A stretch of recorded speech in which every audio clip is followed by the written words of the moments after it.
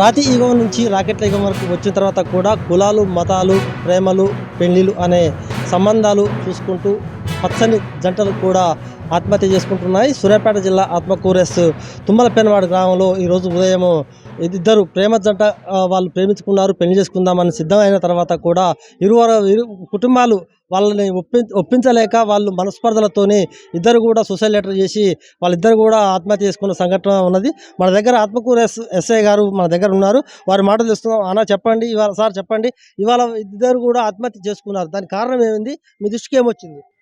ఈరోజు ఉదయం గ్రామస్తుల సమాచారం మేరకు తుంపలపెన్బడి గ్రామం పక్కన గల కోట రాజేందర్ రెడ్డి గారి వ్యవసాయ పొలంలో 2 మృతదేహాలు ఉన్నాయి. ఒక అమ్మాయి, ఒక అబ్బాయి. పక్కనే పాయిజన్ డబ్బా కూడా ఉందని చెప్పేసి మా గ్రామస్తులు తెలిపినారు. వెంటనే మేము మా సిబ్బందితో పాటు సంఘటన స్థలానికి చేరుకున్నాం.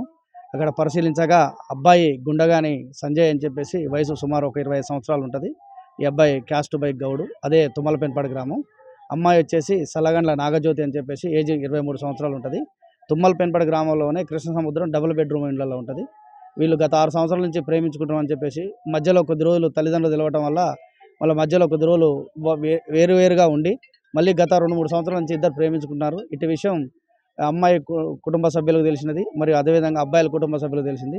ఇటు విషయంలో ఇరువురు కుటుంబ సభ్యులు అంగీకరించకపోవడం వలన వాళ్ళు ఎలాగైనా మాకు పెళ్లి చేయాలన్న ఉద్దేశంతో ఈ అఘాయిత్యానికి పాల్పడినట్టు తెలుస్తున్నది.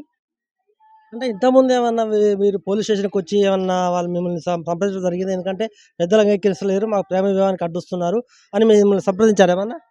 లేదండి, అసలు వీళ్ళు ఎప్పుడు కూడా మా దగ్గరికి రాలేదు. వీళ్ళు ఏ పోలీస్ స్టేషన్ కూడా వెళ్ళలేదు.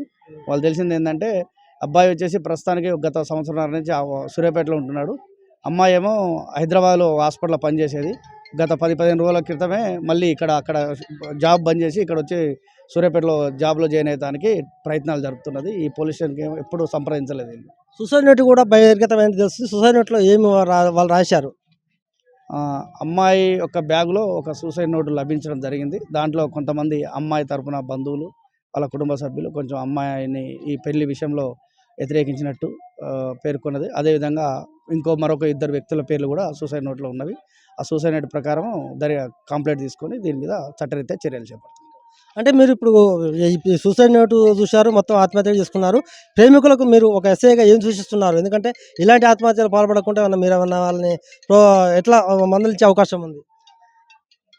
ప్రేమికులు ఎవరైనా సరే మేజర్ అయి ఉంటే ఆ కులం మతంతో సంబంధం లేకుండా మీరు ఇష్టపూర్వకంగా ప్రేమించుకున్నారు ఎవరైనా చట్టరీత్యంగా వాళ్ళకు చట్టం రక్షణ కల్పించబడుతుంది.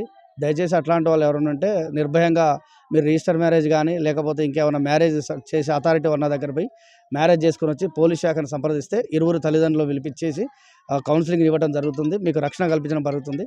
దయచేసి క్షణికావేశానికి లోనవి ఇలాంటి ప్రాణాలు తీసుకోవద్దని చెప్పేసి అందరికీ విజ్ఞప్తి చేస్తుంది. ఎస్ఐ గారు చెప్పేది ఏంటంటే ఎవరైనా ప్రేమికులు ప్రేమించుకుంటే మాత్రము కులాలు మతాలు చూడడం అవసరం లేదు. ఎవరైనా పెళ్ళి ఇటు కుటుంబ సభ్యులు కానీ అటు కుటుంబ సభ్యులు కానీ ఒప్పుకుంటే ఏమి లేదు, లేకపోతే మాత్రం ఖచ్చితంగా పోలీసు వాళ్ళని మమ్మల్ని సంప్రదించవచ్చు. పెళ్లి రిజిస్ట్రేషన్ మ్యారేజ్ చేసుకున్న తర్వాత సంప్రదిస్తే వాళ్ళకు మేము తల్లిదండ్రులకు కౌన్సిలింగ్ ఇస్తాం, దాంతోపాటు వాళ్ళకు భద్రత కూడా కల్పిస్తాము. ఇలాంటి పిరికి పంద చర్య వల్ల నిండు జీవితాలు బలవుతున్నాయని వారు పేర్కొంటున్నారు.